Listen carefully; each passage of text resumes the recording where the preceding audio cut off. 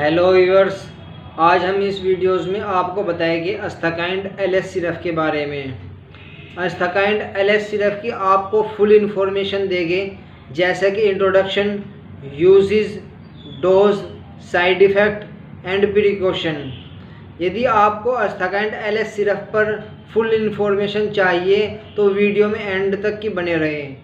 यदि चैनल पर first time आए हैं तो चैनल को सब्सक्राइब कर लीजिए और वीडियो को लाइक कर लीजिए।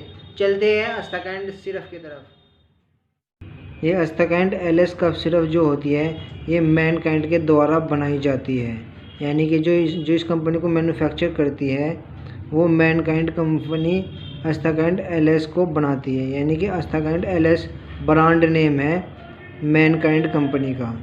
और यह एक शुगर फ्री सिरप है और इस कफ सिरप को 3 एक्टिव इंग्रेडिएंट मिलकर बनाते हैं। सबसे पहला जो एक्टिव इंग्रेडिएंट है वो लीवोसाल्बुटामोल है, दूसरा एम्ब्रोक्सोल है, तीसरा गुआफेंसिन है। अब देख लेते हैं इन एक्टिव इंग्रेडिएंट की स्ट्रेंथ। जो लीवोसाल्बुटामोल होता है वो 1 mg मिलता है हर एक 5 ml के अंदर, और जो एम्ब्रोक्सोल होता है वो 30 mg यानी कि 30 mg मिलता है हर एक 5 ml के अंदर, 5 ml के अंदर। और जो गुआफेंसिन होता है वो 50 mg यानी 50 mg मिलता है हर एक 5 ml के अंदर। यह थी इसकी जनरल इंट्रोडक्शन। अब हम देख लेते हैं ये जो कफ सिरप के में जो एक्टिव इंग्रेडिएंट है ये कैसे काम करते हैं। जो लीवोसाल्बुटामोल होता है यह एक ब्रोंकोडायलेटर होता है, यानी कि ब्रोंकाई को जो डायलेट करने का काम करता है वो लीवोसाल्बुटामोल करता है। और जो एम्ब्रोक्सोल होता है वो म्यूकोलाइटिक एजेंट होता है, जो म्यूकस को पतला करने का काम करता है, यानी जो म्यूकस को थिन कर देता है। और जो गुआफेंसिन होता है यह एक एक्सपेक्टोरेंट होता है, यानी कि जो म्यूकस पतला हुआ है एम्ब्रोक्सोल के द्वारा उसको बाहर निकालने का काम करता है हमारा गुआफेंसिन। जैसे कि इस पे लिखा हुआ है अस्ताकाइंड एलएस के नीचे ब्रोंकोडायलेटर एंड म्यूकोलाइटिक।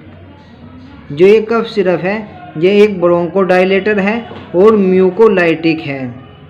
यदि किसी के अंदर, किसी भी पेशेंट के अंदर ब्रोंकोटाइटिस हो जाती है, यानी कि ब्रोंकाई में सूजन आ जाती है और बलगम जम जाता है, वहाँ पर ये कफ सिरप अच्छा काम करती है। यह था इसका जनरल इंट्रोडक्शन। हम देख लेते हैं इसके यूजेस की तरफ। यूजेस में ये देखा गया ये वेट कफ, यानी जिस खांसी के अंदर बलगम आता है उस खांसी को ट्रीट करने के लिए, ठीक करने के लिए अस्ताकाइंड एलएस कफ सिरप का यूजेस किया जाता है।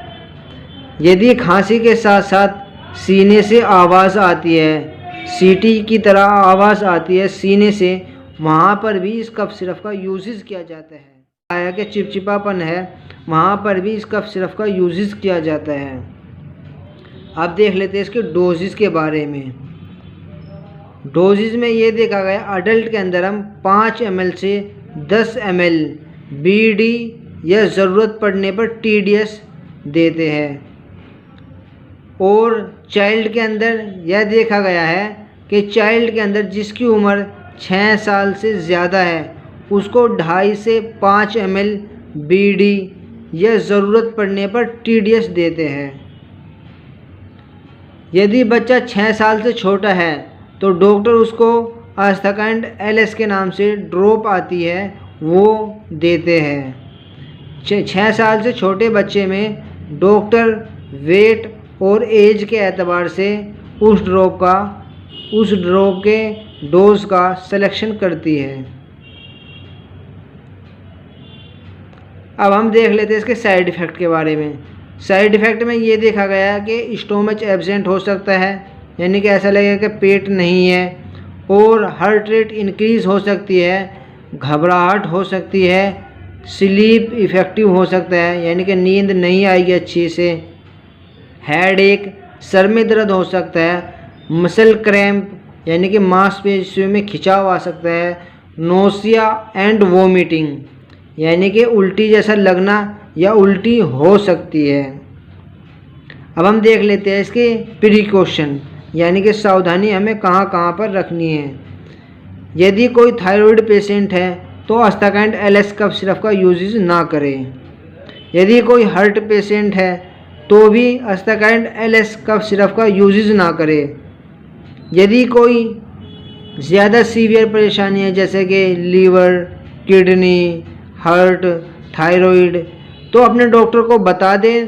डॉक्टर उसी एतबार से इस कफ सिरप का यूज़ ना करके दूसरी कफ सिरप का यूज़ करेगा, जिससे कि आपको बेटर रिजल्ट मिल सके। यदि वीडियो आपको कुछ भी इंफॉर्मेटिव लगी है तो वीडियो को लाइक कर लीजिए और चैनल को सब्सक्राइब कर लीजिए। Thank you for